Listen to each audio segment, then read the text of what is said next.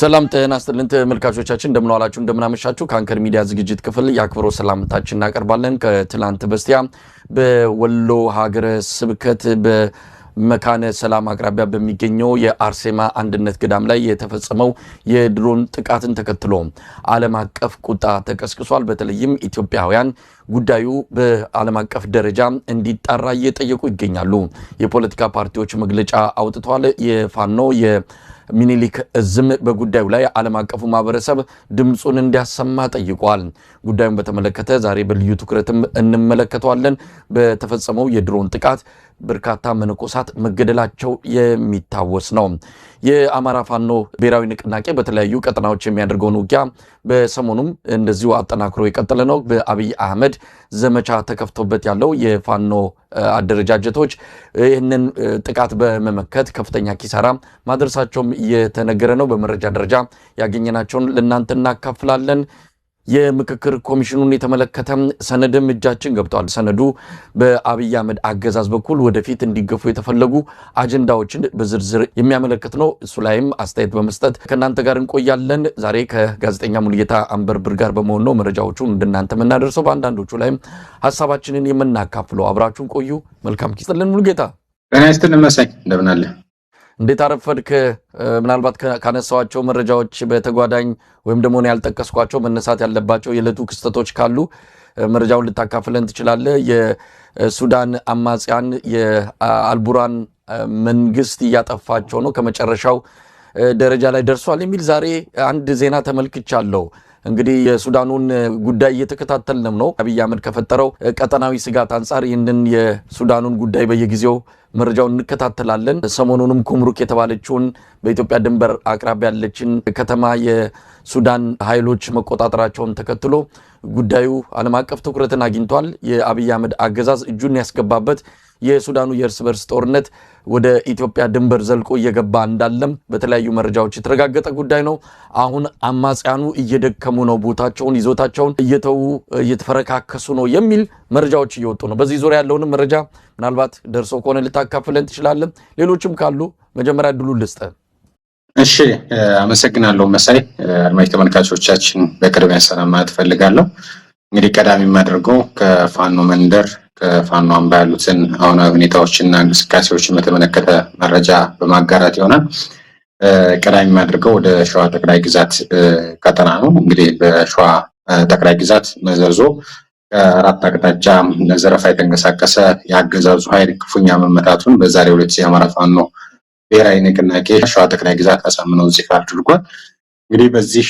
መነሻውን ከመንዛ አውራጃ ሞናሌ ወገሬ መሃል ሜዳና ዘመሮ ያደረገው የአገዛዙ ኃይል ወደ ፋኖቹ መንደር ከፍተኛ እንቅስቃሴ አድርጎ በተለይ ከረፋዱ 4 ሰዓት ጀምሮ ከባሽ ከተማ ዙሪያ ከፍተኛ ትንቅንቅ ሲያደርጉ መዋላቸውን የተሰማው ከኮባስተል እስከ መዘዞ ከተማ ድረስ ሁለቱም ክፍለ ጦሮች በቅንጅት ገጥመው እንደነበረ የተሰማው የ112ኛ እና የ104ኛ ያገዛዙ ጥምር ጦር እስካሁን ድረስ የፋኖ ኃይሎችን ለማፈን ሙከራ እያደረገ እንዳለ ተሰምቷል በሌላ ግንባር ማለትም ከጣርማ በርና ከሰላ ድንጋይ በሞፈሩ ሀጅረት ወደ መዘዞ የተንቀሳቀሰው ያገዛዙ ኃይል 77 ክፍለ ጦር ከመሐመድ ቢሆነኝ ኮር ጋር በጋራ ከፍተኛ ትንቅንቅ ሲያደርጉ እንደዋለ ተሰምቷል እንግዲህ ዝርዝር መረጃው እንደደረሰን ወደ አድማጭ ተመልካቾቻችን የምናደርስ ይሆናል ከሰሞኑ እንግዲህ እኛም ስንደርስ እንደነበረው ሸዋ ጠቅላይ ግዛት ቀጠና ላይ ያገዛዙ ኃይል በተለይ አዳዲስ ድሎችን ለማስመዝገብ ሙከራ እያደረገ ይገኛል ነገር ግን ያሰበውን ተሳካለት ነው እየተነገረ ያለው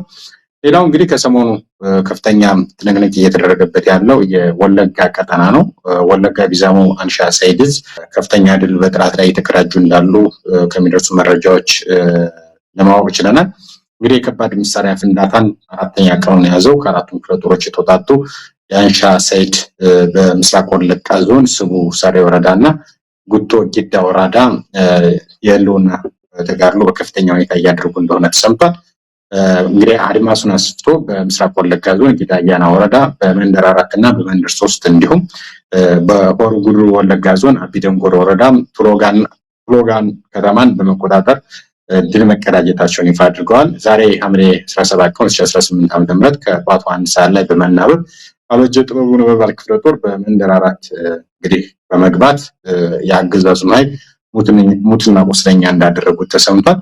በዚህ በተለይ አንገርጉትን ክፍለ ጦር መንደር 3 ቀበሌ ላይ በመግባት የአንድ ጥራት ፓትሮል ኃይል ከነ ተሽከርካሪው ሲመቱ በሁለቱም ቀበሌዎች የተናበበ የሁለቱ ክፍለ ጦሮች ጥምረት ከከተሞች በማስወጣትና ቀጠናው ሙሉ ለሙሉ በፋኖች ቁጥጥር ስር ማዋል ተችሏል።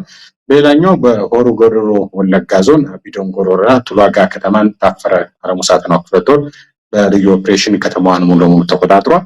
በዚህም ከባድ ውጊያ ምርኮ የተገኙ ሲሆን 31 ክላሽንኮቭ ሲማረክ አንድ በሲቪል ሲንቀሳቀስ የነበረ የደህንነት አባልም ጨምሮ 4 የኦሮሞ ልዩ ኃይል በማረክ በከፍተኛ የበላይነት መቆጣጠር እንደተቻለ የተገለጸው። ወለጋ ላይ እንግዲህ ከ5ኛ ቀኑን የያዘ ከፍተኛ ትንቅንቅ እየተደረገ ነው። በጎጃም ቀጠና ዝርዝር መረጃ አልወጣም። ነገር ግን አሁንም ደጋዳሞችን ጨምሮ በሁሉም ቀጠናዎች እንዳለ ነው እየሰማን ያለ ነው። ነገር ግን ዝርዝር መረጃዎች እየወጡ አይደለም። በሌላ ቀጠና ከሰሞኑ በርካቶች እየተነጋገሩበት የሚገኘው ሐምሌ 15 ቀን 2018 ዓ.ም አባይ በረሃም ያለችው ቅድስት አርሴማ ገዳም መነኮሳት በጸሎት ቅዳሴ ላይ ያሉ በደረሰባቸው የአካንቺ ድሮን ድብደባ 7 መነኮሳት ወዲያውኑ ህይወታቸውን ሲያልፍ 10 መነኮሳት ደግሞ በከባድ ሁኔታ መቁሰላቸውን በወቅቱ በአንከር ሚዲያም እንደዚሁ የገዳሙን አበምኔት ጨምሮ የተናገሩበት ሁኔታ አለ። ይህን ተከትሎ በርካታ የሀገር ውስጥ የፖለቲካ ፓርቲዎችም እንዲሁም ደግሞ በርካቶች ሀሳብና አስተያየታቸውን እያንሸረሸሩ ይገኛሉ። እንግዲህ በርካቶች ዓለም አቀፍ ለማድረግም ከፍተኛ እንቅስቃሴ እያደረጉ እንደሆነ ከተለያዩ ሚዲያዎች እና በተለይ አንከር ሚዲያ በዚህ ጉዳይ ላይ በሰፊው ዘግቦታል። አሁናዊ ሁኔታዎች እነዚህን ይመስላሉ። ሙልጌታ እንደዚህ ከፋኖ ትግል ጋር በተያያዘ እንግዲህ በየዕለቱ የአውደ ውጊያ ውሎችን መረጃዎችን ለተመልካቾች እያቀረብን ነው። ፋኖ ባለፉት 3 ዓመታት እያደረገ የዘለቀው ትግል በአንጻራዊ ሁኔታ የተሻለ ቁመና ኖሮት በኢትዮጵያ ፖለቲካ ላይ በአጠቃላይ በምስራቅ አፍሪካ ሁለንተናዊ ገጽታ ላይ ትልቅ ታሪክ እየሰራ እንዳለ እንደው ጠላትም ወዳጅም በሚገባ የሚናገረው ነው። ነገር ግን በተለይ አሁን ካለው ወቅታዊ ሁኔታ በአማራ ሕዝብ ላይ እየደረሰ ካለው በየዕለቱ እየከፋ ከመጣው ማህበራዊ ቀውስ ጋር ተያይዞ ይሄ ትግል ባጭሩ መቋጨት አለበት፣ በቶሎ ይሄ አገዛዙ ከስልጣን ተወግዶ የአማራ ሕዝብ የኢትዮጵያ ሕዝብ አጠቃላይ እፎይታ የሚያገኙበት ጊዜ በቶሎ መምጣት አለበት የሚል ነገር ይነሳል። ከዚህ አንጻር ፋኖች በሚገባው ፍጥነት በአቅማቸው ልክ ሌሎች ነገሮች የሚጎትታቸውን ወደ ጎን አድርገው ይህን ትግል የሚያሳጥሩበት ነገር መቼ ይሆን እውን የሚሆነው የሚል ጥያቄ ባገኘናቸው አጋጣሚ እንገልጽላቸዋለን። ባለፈውም አንስተናል። አርበኛ አብደላ እንድሪስ ወደ 3ኛው ምዕራፍ ገብተናል። ስለዚህ በዚህ ምዕራፍ ላይ ይሄ የምንለው ለውጥ ይመጣል ነው። ሰሞኑንም እንደዚሁ አርበኛ ሞገስ አባራውን የአማራ ፋኖ ብሔራዊ ንቅናቄ የሚኒልክ ዕዝ የፖለቲካ መምሪያ ኃላፊንም እንዲሁ አነጋግሬው ተመሳሳይ መልስ ነው የሰጠን። ግን አሁንም የሚጎትቱ ነገሮች አሉ። ውስጣቸውን በደንብ አጥርተው አንድነታቸውን በደንብ ቤታቸውን ሰርተው መምጣት አለባቸው። ከሌላውም ጋር አብሮ ለመስራት በቅድሚያ የቤትን ጣጣ መጨረስ አለብህ የሚለው ነገር ምንም የማይታለፍ እውነታ ነው። ከዚህ አንጻር ያለውንም ነገር በየጊዜው እያነሳን እየጠየቅናቸው ነው። እንደው በዚህ በኩል ያለው ያንተ አስተያየት ምን ይመስላል? አመሰግናለሁ። ጥሩ ጥያቄ ያነሳልኝ መሳይ። እንግዲህ የአማራ ፋኖ ብሔራዊ ንቅናቄ ጥር 9 ቀን 2018 ዓ.ም ከተመሰረተ በኋላ በተለይ የቀጠና መሪዎች የነበሩት ለምሳሌ ዋርካው ምሬ ወዳጁ፣ አርበኛ መከታው ማሞ፣ አርበኛ ሀፍቴ ወልዴ፣ አርበኛ ዘመነ ካሴና ሌሎቹንም በተለይ አሁን የአፋብን የፖሊት ቢሮ አመራሮች የሚሉት ያንን የእዝ መሪነታቸውን ለቀው ለሌሎች የእዝ መሪዎች ለማስተላለፍ በሚያደርጉት ሂደት አንዳንድ ቦታዎች ላይ አስቸጋሪ የሆነ ነገር እንደገጠማቸው እያስተዋል እንገኛለን። በዚህ ረገድ እንደው ምስጋና የሚገባቸው እዞች አሉ። ቀዳሚው አሳምነው እዝ ነው። ትናንት መሳይ አንተም እኔም ስንጨነቅበት የነበረው ሸዋ ቀጠና በወንድማማቾች መካከል የነበረው መተኳኮስ፣ መገዳደል ይቅር ተባብለው የእውነት ይቅር ተባብለው ዛሬ ላይ የጋራ እዝ አውጀው ፖለቲካ ክንፉም ወታደራዊ ክንፉም ጠንካራ ስራዎች እየሰሩ ያለበት ሁኔታ አለ። ከሸዋ ጠቅላይ ግዛት እዝም እየወጡ ያሉት መረጃዎች የዚህ ድምር ውጤት የአደረጃጀትም ወታደራዊ እንቅስቃሴም ፖለቲካም እንደዚህ በተመሳሳይ ጠንካራ የሚሆንበት አለ። ይህ የሆነበት በተለይ ካለፈው ስህተታቸው ተምረው ዛሬ ላይ በጠንካራ መስመር ላይ መገኘታቸው ነው። ከዛ መቀጠል እንግዲህ ሚኒሊክ ዕዝ ነው። ሚኒሊክ ዕዝም እንደዚሁ ዋርካው ምሬ ወዳጁን፣ አርበኛ አበፈንታውን፣ አርበኛ ሄኖክ አዲሴ ሙሉ ለሙሉ ከዛ ቀጠና ከወጡ በኋላ ቀድማ ተስጠራው የነበረውን አርበኛ ሞገስ አባራውን፣ አርበኛ ወንድሙ ማሩ እና አርበኛ ድርሳኑ ብርሃኔ መዋቅራቸውን ጨርሰው ባለፉት ወራትም ጠንካራ የሚባል የአውደ ውጊያ የፖለቲካ ስራ እየሰሩ እንዳሉ መመልከት ይችላል።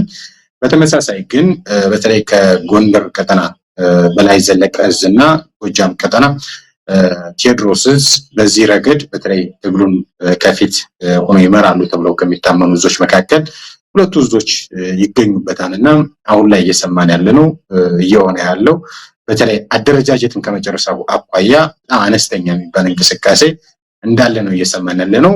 ይሄን አሳሳቢ የሚያደርገው አሁን ካለንበት ወቅት አቋያ በቀደም ስንነጋገር ትናንት የንቅናቄ ጊዜ የአደረጃጀት ጊዜ ነበረ፣ ዛሬ የፖለቲካ ጊዜ ነው። ስለ አጋርነትና ስለ ትብብር ስለ ሌሎች ጉዳዮች ነው እየተወያየን ያለነው። በዚህ መካከል ፖለቲካ ውይይት እያደረክ ባለበት ስለ አደረጃጀት ወደ ኋላ ተመልሶ መነጋገር ማለት አደጋ ነው። ምክንያቱም አጋርነትና ትብብር ካንተ ጋር ትብብር የሚያደርገው ካንተ ጋር ጥምረት የሚያደርገው ካንተ ጋር ግንባር የሚፈጥረው አደረጃጀቱን ጨርሶ ህዝብ አወያይቶ ሁሉ ነገር ጨርሶ መጥቶ አንተ ደግሞ በመካከል ትንሽ መስራት ያለብህ አጭር ነገር መስራት ያለብህ ነገሮች እያሉ እነዛን ሳትጨርስ ውስጥ ላይ ችግር እያለ ከሌሎች ኃይሎች ጋር አጋርነትም ትብብር በራስ ላይ አደጋ የሚጋብዝበት እድል ይፈጠራልና ከዚህ አኳያ የአማራ ፋኖ ደጋፊዎች በተለይ የቴዎድሮስ እዝም የበላይ ዘለቀ እዝም በተለይ በበላይ ዘለቀ እዝ በኩል በጣም አስቂኝ የሚሆን ነገር አለ። ምሳይ ሁላችንም የምታዘበው ሁልጊዜ አንድ ሆነናን የሚባል ማለት ነው።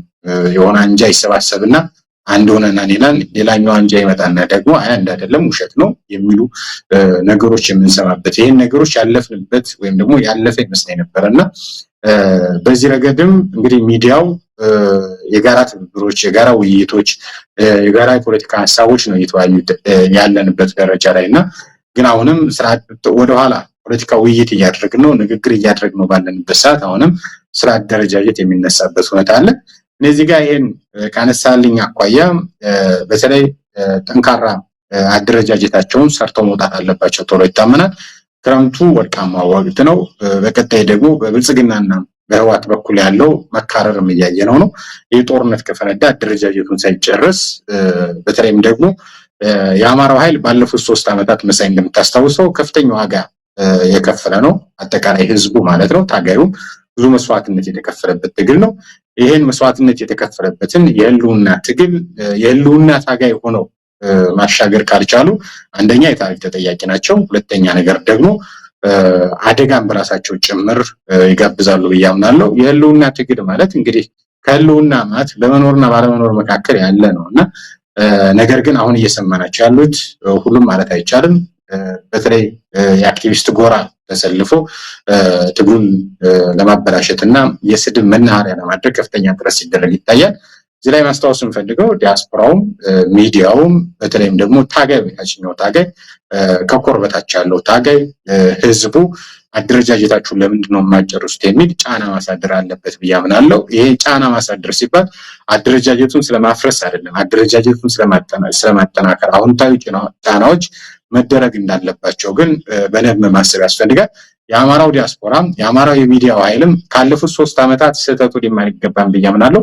ባለፉት 3 ዓመታት ጎራ ተይዞ የነበረውን የአፋድና የአፋባሃ በሚል 4-1 እንደዚህ የሚል ነገሮች ነበሩ። እነዚህ ሂደቶች በኋላ ላይ በውይይትና በንግግር ወደ አንድ ነው የመጡት። ጥር 9 ቀን 2018 ዓ.ም የአማራ ፋኖ ብሔራዊ ንቅናቄ እንዳዋለዱ ይታወሳልና አሁንም ከዛ ስህተት በመማር ፋኖቹ ግን በአስቸኳይ በተለይ ቴዎድሮስ እዝና በላይ ዘለቀ እዝ ምክንያት መደርደር ሰበብ መደርደራቸውን አቁሞ የህዝባቸውን አደራ የወጡበትን ዓላማ ከዛ ግን ዋነኛው ግን የህልውና ታጋይ እንዲመስሉ ጥሪ ማስተላለፍ ፈልጋለሁ።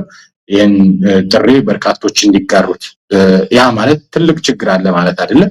ነገር ግን ካለንበት ነባራዊ ሁኔታ አኳያ በተለይ የተለያዩ ግንባሮች ይሰፋሉ ተብሎ ይታመናል። በቅርብ ቀናቶች በቅርብ ሳምንታት ያ ከመሆኑ በፊት አማራው ማሰባሰቢያ ከከፈለው ዋጋ አኳያ ውሻ በቀደደው እጅ ይገባል ነውና ብልጽግና ደግሞ በቢሊዮን የሚቆጠር ብር ይዞ ባለፈው እኛ መረጃውን ይፋ አድርገናል።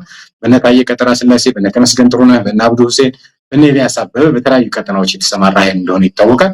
በዚህ መካከል ትግል እንዳይበላሽ ትግል ከዚህ በፊት የገቡት ካፕቴን መስረሻ ሰጤ መኮረኒ ፈንታው ሙሐቤ ያመጡት ነገር እንደሌለ ይታወቃል። ነገር ግን ሌሎች ታጋዮች በእንደዚህ አይነት መስመር በተለይ በትግሉ መሰራጨት ወደ ሌላ መስመር እንዳይለወጡ ከመደባባትና ስም ከመጠፋፋት ነፃ በመሆን የህዝባቸውን ያለበትን ሰቆቃ እየወደመ ያለውን ሀብትና ንብረት የወጡበትን የህልውና አደጋና የህልውና አደጋ ታጋይ እንዲመስሉ እኔ እንዳንድ የሚዲያው ግንባር ተሰላፊ ጥሪ ማቅረብ ፈልጋለሁ። ይሄን ነው ሙልጌታ እንደው አንዳንድ ነገሮችን ትንሽ ጠንከር አድርጎ ማንሳትም የሚገባ ነው። እንግዲህ ይሄ አደረጃጀት ጉዳይ እውነት ለመናገር ከትግሉ ጋር በቅርበት ያለን ሰዎች በብዙ ስንለፋ የነበረበት ከሚዲያው ጀርባ ሆነን ነገሮች መስመር እንዲይዙ ወደ አንድነት እንዲመጡ እውነት ለመናገር በተወሰነ ደረጃ አስተዋጽኦ አድርገናል ብለን እናምናለን።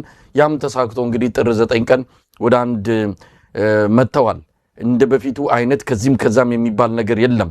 ግን ይሄም ቢሆን ያላለቀ ብዙ ነገር እንዳለ አሁን እየተረዳን ነው። አንተ የጠቀስከው የሁለት ቀጠናዎች አደረጃጀታቸውን አለመጨረስን ጠቅሰዋል። ከዚህ ባሻገር ደግሞ በአካሄድም አሁን የሆኑ መስመሮች ተከፍተው ልዩነትን በሚያሰፉ መልኩ የፋኖን አንድነት ለማናጋት የፋኖን በአንድ ላይ መቆምን እንደው የሆነ ችግር ለመፍጠር የተለያዩ ወገኖች እየተንቀሳቀሱ ነው ያሉት። በተለይ የጥምረቱን ጉዳይ በተመለከተ ከዋትም ሆነ ከሌሎች ኃይሎች ጋር የሚደረገውን ጥምረት አስመልክቶ አንድነቱ እንዳይመጣ እንደው መስመር ላይ ያለው መንገድ ላይ ያለው ሂደትን የሚያደናቅፉ ነገሮችን እያስተዋልን ነው። ይህንንም በራቸውን ዘግተው ከአንድ ስምምነት ላይ ከአንድ ውሳኔ ላይ ደርሰው ይፋ ማድረግ እንደሚገባቸው ይታመናል። ቀደም ሲል የተጠቀምከው ተረት አለ፣ ምን በቀደደው ያልከው ይሄ የተወሰነ ክፍተት ያገኙ የብልጽግና የዲጂታል ሚሊሻዎችም የተለያዩ በፎቶሾፕም በፌክ መረጃም ነገሩን እያሰፉትና የፋኖን ትግል የተላላቂ የፋኖን ትግል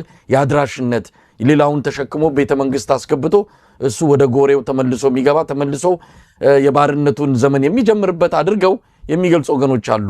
አሁን ሰሞኑንም በስፋት የተሰራጨውን አንድ ዘመነ ካሴ ሞንጆሪኖን አዝሎ ወደ አዲስ አበባ ሲገባ የሚታይበትን ፎቶግራፍ ተመልክተከዋል። እንዲህ አይነቱ ነገር አስተሳሰባቸውን አመለካከታቸውን በሚገባ የሚያሳይ ነው። ህወሓት አሁንም የአማራ ፈረስ እየፈለገ እንደ ብአዴን አይነት ተፈናጦ ወደ አዲስ አበባ የሚገባበትን ኃይል እያመቻቸ ነው ብለው የፋኖን አቅም የማሳነስ የማኮሰስ ዘመቻ ውስጥ የተጠመዱ አሉ። ይህንን የሚያደርጉት ብልጽግናዎች ብቻም አይደሉም፣ የተጠለፉ ሰዎችም አሉ። ትግሉን በጥርጣሬ የሚመለከቱ ማንኛውንም ኃይል ጋር ፋኖ መጣመር የለበትም ብለው በራቸውን ጠርቅሞ የዘጉ የፋኖ ትግል ደጋፊዎችም ጭምር ጉዳዩን እንዲሰፋ ሌሎች መሰስ ብለው እንዲገቡ እያደረጉ ነውና እዚህ ላይም በጠንከር ያለ አቋም ይዞ ፋኖ አንዳች ውሳኔ ላይ መድረስ ያለበት ይመስለኛል። መሽኮርመሙ መብቃት አለበት። ቀደም ሲል እንዳልነው የአማራ ህዝብም የኢትዮጵያ ህዝብም ስቃይ በአስቸኳይ ቆሞ ወደ ሰላማዊ ህይወት መግባት አለበት። ለዚህ ደግሞ እንደዚህ አይነት ፖለቲካዊ መሽኮርመሞችን ማቆምና እውነተኛውን ነገር ትክክለኛውን ነገር ማድረግ የሚገባ ይመስለኛል። ልክ ነው። ትናንት አስተውየዋለሁ። የትግራይ ወጣት ለህወሓት ፈረስ ሲሆን አይሆን አናቅም። ነገር ግን የአማራው ኃይል እኔ ዛሬ ብአዴን የለም፣ ዛሬ ኢህዴን የለም፣ ዛሬ የአማራ ወጣት የተማረ ነው። ዛሬ የአማራ ወጣት አርበኛ ዘመነ ካሴ እንዳለው በማንም ማነሳሽነት በማንም ድጋፍ አይደለም ትግል የጀመረው። በደብረ ማርቆስ፣ በፍኖተ ሰላም፣ በባህር ዳር፣ በጎንደር፣ በደብረ ብርሃን፣ በወልዲያ መሬት ለመሬት እየተሳበ በባዶ እጁ ወጥቶ ነው ይሄን ሁሉ ክላሽ፣ ይሄን ሁሉ ዲሽቃ፣ ይሄን ሁሉ ሞርተር፣ ይሄን ሁሉ ጥቁር ክላሽ የታጠቀውና ይሄን ሁሉ ሲታጠቅ ደግሞ ይሄን ሁሉ የህይወት መስዋዕትነት በርካታ እህቶች በርካታ ወንድሞች የወደቁበት ትግል ነው። ይሄ ትግል ደግሞ የሆነ ሰው ለማድረስ አይደለም።